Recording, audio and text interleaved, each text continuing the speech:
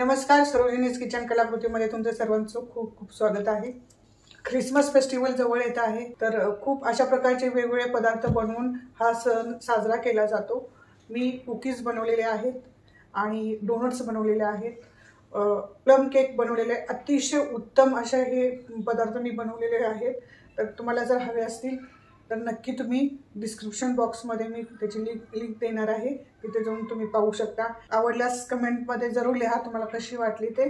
आज मी Christmas special अशीच recipe घेऊन आली आहे आणि ती म्हणजे नाचणीचे कुकीज। साखर न वापरता गुळाचा वापर करून बनवणार आहे। अतिशय हेल्दी अशी आणि मुलांना सगळ्यांना आवडेल अशी ही आहे। तर चला जास्त वेळ न घालवता रेसिपीला सुरुवात करूया। नाचणीचे कुकीज बनवण्यासाठी मी इथे 1 वाटी गूळ घेतलेला आहे, 1 वाटी मी इथे तूप घेतलेला आहे। हे छान मिक्स करून घ्यायचं आहे, पूर्ण मेल्ट होईपर्यंत आपल्याला हे छान फेटून घ्यायचं आहे। तर आता मी फेटून घेते। पांढऱ्या कलरचा फोम वरती दिसला पाहिजे तोपर्यंत फेटत राहायचं आहे आणि गूळ पूर्ण मेल्ट झाला पाहिजे। आता हा पूर्ण मेल्ट झालेला आहे। 1 चमचा व्हॅनिला इसेन्स, काजूचे छोटे छोटे काप करून घेतलेले आहेत, ते बदामाचे काप घालून घेते आहे। इथे एक चाळण घेतलेली आहे, 1 वाटी नाचणीचे पीठ, 1 वाटी गव्हाचे पीठ घ्यायचं आहे, 2 चमचे कोको पावडर, 1.5 चमचा बेकिंग पावडर, चिमूटभर मीठ। हे सर्व चाळून झालेलं आहे। ग्रेटेड कोकोनट एक छोटे 2 चमचे मी घालून घेतलेले आहे आणि छान मिक्स करून घ्यायचे। आता हे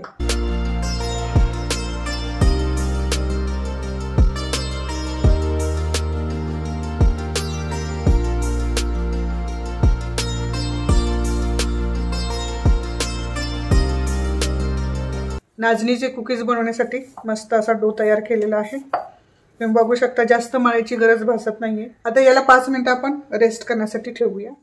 आता आपण याचे कुकीज बनवायला घेऊया।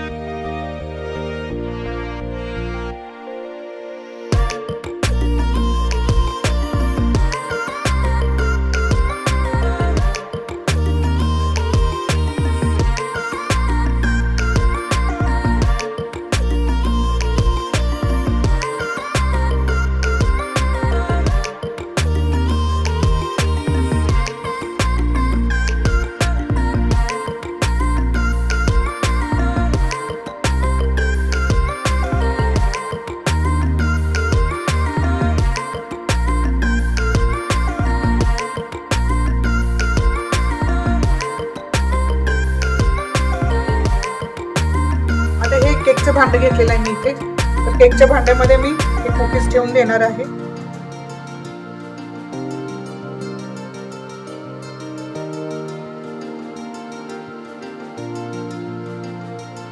आणि ओव्हनमध्ये मी 180 डिग्री वरती 8 मिनिटांसाठी आपण हे बेक करून घ्यायचं आहे।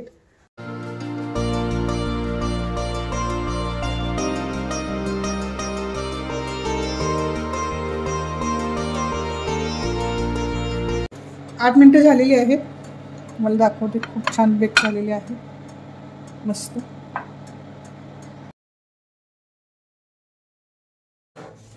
खोलून बघूया आपण। वाव, मस्त, खूप छान कलर आले, वाफ पण येते। आता हे पूर्ण थंड होऊ द्यायचं आहे आणि त्याच्यानंतरच आपण याच्यातून बाहेर काढायचं।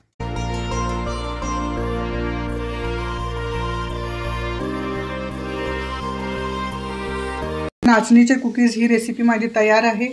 तुम्हाला ही रेसिपी आवडल्यास माझ्या व्हिडिओला लाईक करा, शेअर करा तुमच्या नातेवाईकांमध्ये, मैत्रिणींमध्ये। तुम्ही जरूर घरी ट्राय करा। तुम्हाला आवडल्यास मला कमेंटमध्ये जरूर लिहा कशी वाटली ते। आणि जे माझ्या चॅनलवरती नवीन आहेत त्यांनी माझ्या चॅनलला सबस्क्राईब करायला विसरू नका। धन्यवाद।